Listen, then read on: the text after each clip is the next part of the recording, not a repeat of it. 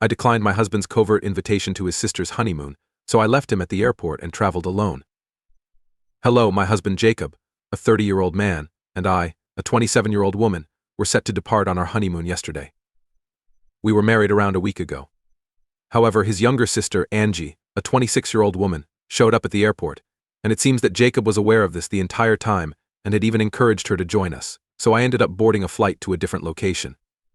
For background, his sister Angie has been quite distraught over the past few months due to a horrible divorce she recently had with her ex-husband.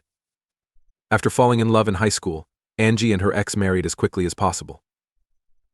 Before Angie learned a year ago that he had been having a months-long affair with one of his co-employees, they had enjoyed many happy years together.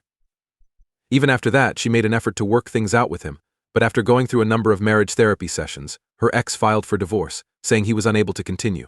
They divorced after he fled despite her entreaties for him to stay. She got everything from the divorce, including the home, the vehicles, and a sizable payment, but she didn't care about anything else and wanted her marriage to remain intact. So it wasn't enough for her. Since she was a kind person and didn't deserve it, I found it to be quite sad and felt sorry for her. I had seen personally how sad she was in the months after the divorce, and to be honest, no one should have to live that way.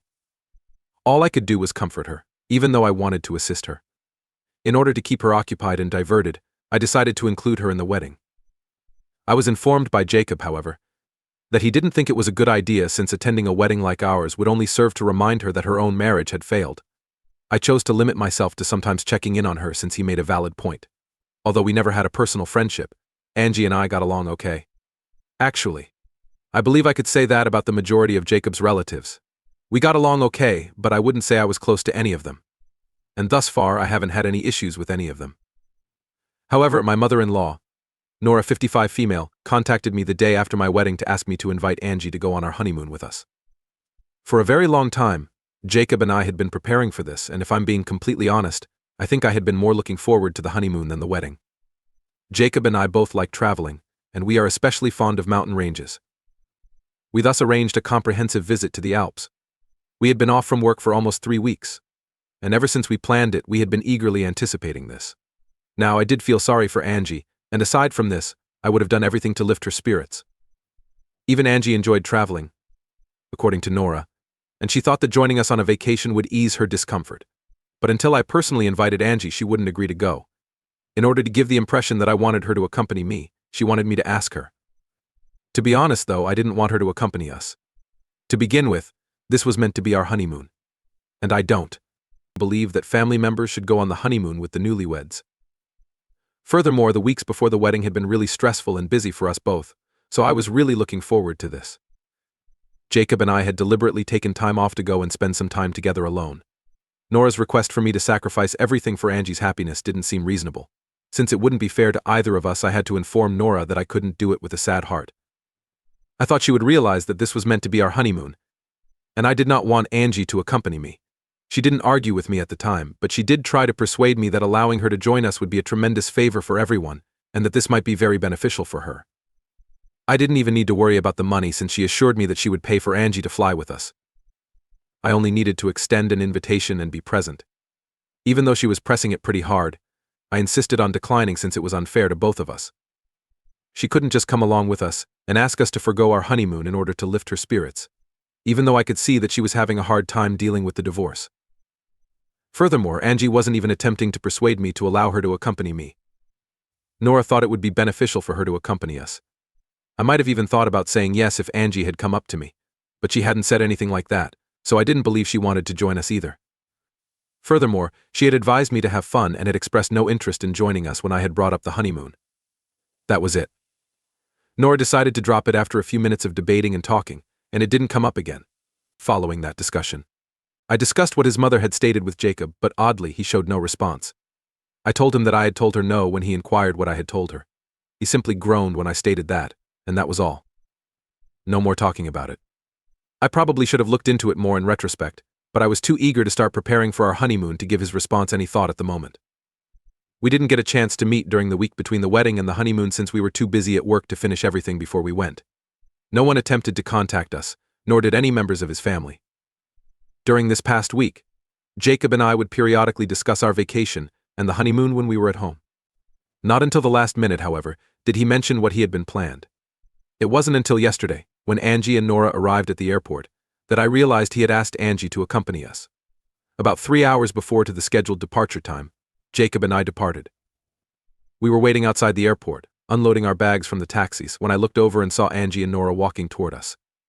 Until I saw that Angie had her luggage with her, I made an effort to assume the best about everyone involved. At that moment I realized she was not just coming to bid us farewell or dump us off. She let out a startled, loud cry and, when she was close enough, gave me a hug. However, I believe I had been rather explicit about my thoughts regarding this with both Jacob and his mother, so I was still trying to understand what was happening. But in spite of all I had said, here she was, apparently prepared to go on our honeymoon with us. Angie's smile vanished when she noticed how puzzled and unhappy I was when I met her. She also inquired if I wasn't glad to see her. I just looked to Jacob for an explanation since I was at a loss for words. I wanted him to tell me that Nora was the one behind everything, and that he was unaware of any of it. Instead, he told me that he couldn't help but think about how lovely it would be for Angie to accompany us on the trip and have a fantastic time distracting her after I told him about the phone call and the talk I had with Nora the previous day. He had allegedly told Angie that a few hours later behind my back, which is why he hadn't reacted that day. To my astonishment, I had proposed this plan and asked her to accompany us on the vacation, and he was correct in one regard. I was taken aback, but not in a positive manner. His decision to do the one thing I had informed him I didn't want behind my back struck me as cunning and self-centered. As I mentioned earlier, Angie is a genuinely kind girl, and I enjoy her. However, I enjoy many individuals. Although it would be lovely to have them all on my honeymoon, I won't be doing that. Particularly when it comes to something as private and unique as a honeymoon, I don't have to do things simply because they're nice. Jacob then informed me that he had invited her to join us, and that this was his idea. In front of Angie and his mother, I kind of yelled at him, telling him that this was just not acceptable. I was aware that Angie would feel guilty, but I wasn't thinking about that right now. Since it had only been a week since we started dating, I informed him that I couldn't forgive him for going behind my back. Marriage, and immediately he was lying to me and being cunning. He attempted to make this seem like a very little and unimportant matter, but he believed that I had been preparing for this honeymoon for a very long time, and that I had made it obvious to him that I was very excited about it. Even on the day I had informed him about Nora's request, and that I didn't like the notion of asking Angie to accompany me only because she was unhappy. I believe I expressed my opinions on this rather clearly. So, to me, this was everything from trivial or trivial. I was furious because I thought he had betrayed me, but he just wouldn't see it that way. He said that I was exaggerating the situation and making it into a much greater issue than it needed to be. Angie will cover her own expenses, he informed me. She would remain in a different room. And we wouldn't always be together, she would only accompany us on specific occasions. But ultimately, she was still going to be going on our honeymoon, so it wasn't enough for me. And that truly seems strange to me. I'm not sure about everyone else. I doubt I would have had any issues if this had been just another excursion, such as a typical weekend getaway. However, I reached a breaking point when I asked my sister-in-law to accompany me on my honeymoon. I finally had enough after some yelling and fighting. Additionally, I believed that I would be better off leaving on my own since Jacob would not accept responsibility or acknowledge that he had made a mistake. I wasn't going to waste the 3 weeks I had already taken off from work. I told him not to follow me. So I ended the fight and entered the airport. He did, of course, follow me. But I didn't want him in my presence at that moment. I literally had to scream at him to stop following me and threaten to report him for harassment if he continued to do so. Although it deterred him from pursuing me, I could see by the look on his face that what I had said had really offended and injured him. I was angry and simply wanted to get away from him, so I didn't care. After shouting at him and getting him to stop pursuing me, I made the decision to purchase a ticket and board the subsequent aircraft to Miami. I was fortunate that I didn't have to wait long, and that I boarded the aircraft before Jacob had a chance to reconsider following me. I made the decision to switch on my phone and look for SMS as soon as I touched down in Miami. Then I saw that I had a ton of messages from Nora, Angie, and Jacob in my inbox. They all appeared sincerely sorry for whatever had happened, but Angie's apology was the only one that truly caught my attention. She told me that she could hardly believe Jacob had been to see her a few days prior and informed her that I had been considering having her join us on our honeymoon. She didn't want to be bothering me, so apparently she was even going to ask whether I was really cool with it. But because he wanted it to be a surprise for me, Jacob urged her not to inquire. He had put up a strong front and led her to believe that this was my idea, but she had realized after our altercation at the airport that her mother and her brother were behind the whole thing. She also expressed her regret on their behalf, stating that their actions were extremely foolish. She also didn't blame me for my reaction since she probably would have reacted the same way if she had been in my shoes. She appeared sincere in her apologies, so I assured her that everything would be well. She wasn't even engaged in all of this, so I was able to forgive her because I could see that she was going through an extremely trying time. However, things were very different with Jacob and Nora. While Jacob was expressing regret, he was also making a concerted effort to paint me as the villain in this situation, and Nora was no exception. They were attempting to convince me that they simply meant well and didn't anticipate my level of agitation. They said that because I constantly pretended to like Angie, they had assumed that I would finally accept this. I do like her a lot. But as I mentioned earlier, it doesn't mean I want her to be on my honeymoon. I'm not sure what to say to them if they are unable to accept it. Even though I'm positive that I'm not at fault in this situation, I still feel guilty, and it hasn't helped that I've been here all since. Jacob and I had been arguing all the time. It's because he just refuses to acknowledge that he made a mistake by going behind my back, and that this was wrong. He loves his family so much that he is prepared to sacrifice for them, and I truly appreciate and understand that.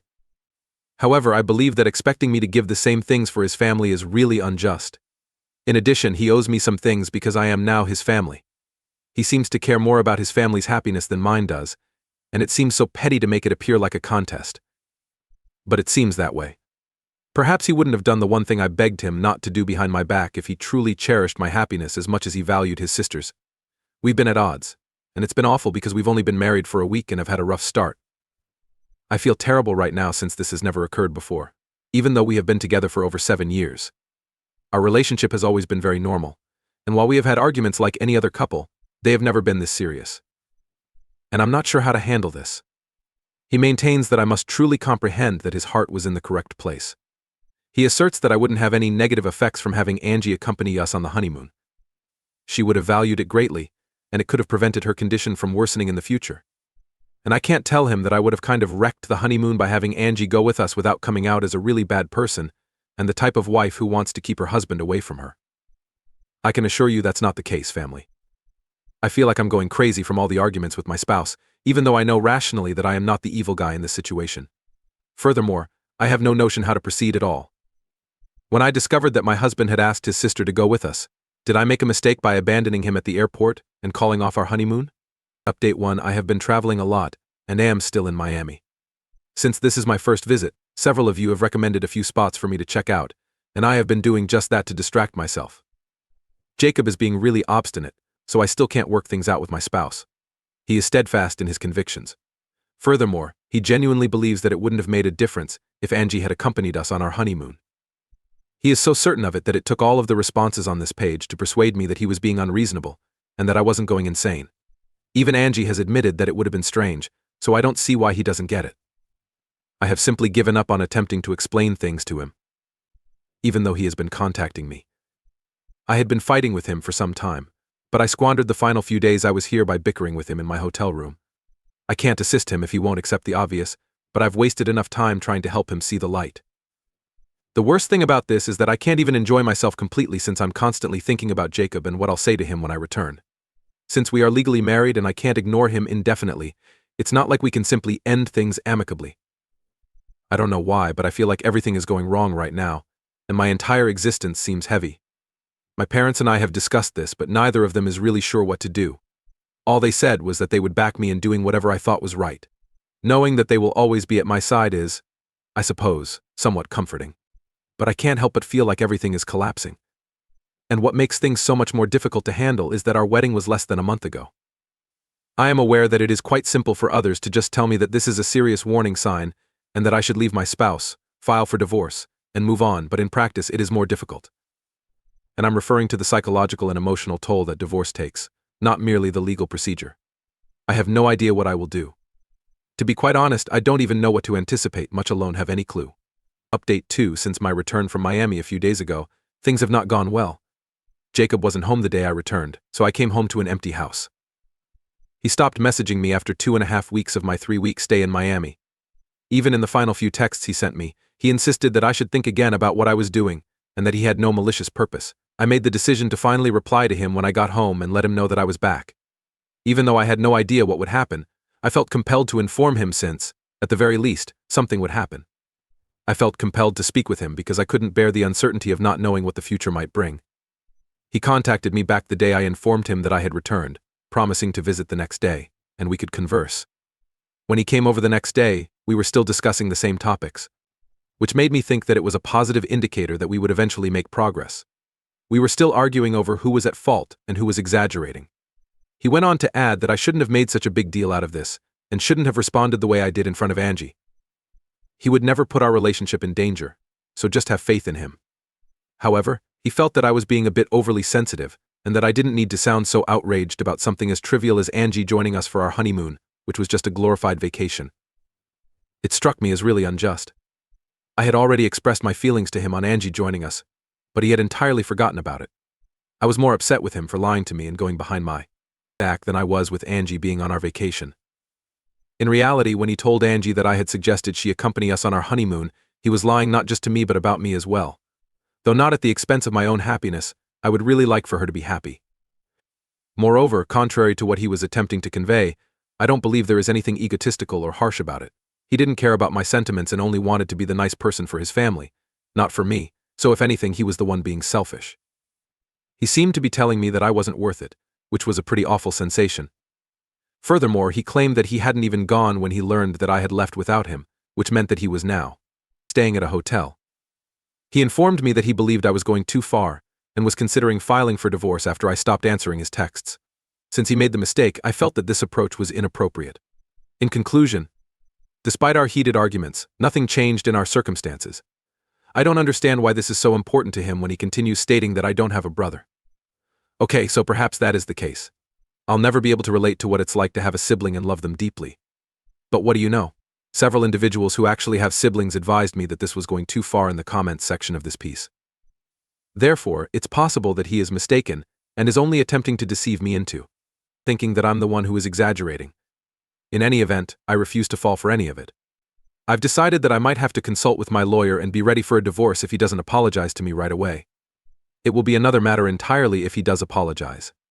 Marriage counseling is something I've been considering, but only if he comes to me in the coming days and apologizes for everything. Just the fact that he and Nora are the only ones who believe what he did was perfectly okay, and that I am the one who is taking it too personally makes it seem improbable right now. They are battling so hard for Angie, but she is actually on my side in this. She has repeatedly contacted me to inform me that she has been attempting to explain this to Nora and Jacob, telling them that what they did was backhanded and simply not cool. However, they are unwilling to even listen to her, which only serves to highlight how much more important it is for them to be correct, rather than to act morally. The absurdity of this circumstance has left me completely at a loss for what to think. I believed that I had married a wonderful and smart man, but at this moment, I don't feel like I'm still with the same person, even if it's just a bit. Discussing my many contradictory emotions here helps me make sense of them. This is getting incredibly exhausting, and I can't handle this drama all the time anymore, so I just want things to be resolved. Update 3. Hello everyone. This update is therefore long overdue.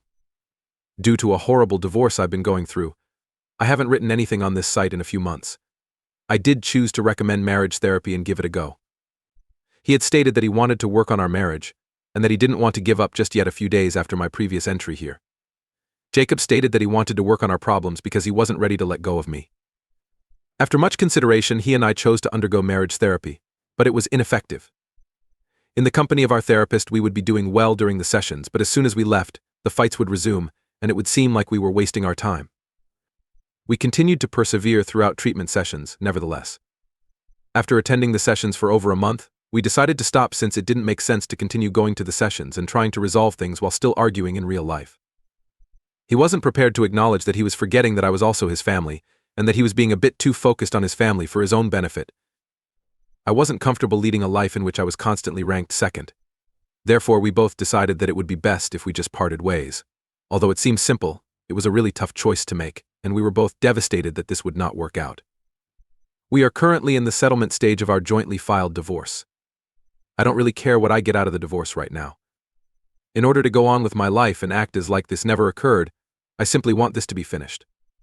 I've been researching individual therapy for myself since I'm going through a pretty hectic time and I think I could use some assistance processing things. Since they are the only ones who are genuinely making things easier for me, I am truly appreciative of my parents' and friends' tremendous support. I don't even care if a lot of people are speculating about me and how my marriage failed in less than a year. The fact that my loved ones support me and believe I made the correct decision is what counts. I'm not very concerned about the future as long as I have that. Now I will just work and concentrate on myself. It will undoubtedly be an emotionally taxing couple of months, but I have optimism for the future since others have endured worse. I sincerely appreciate all of the love and support you have given me. It is really important to me.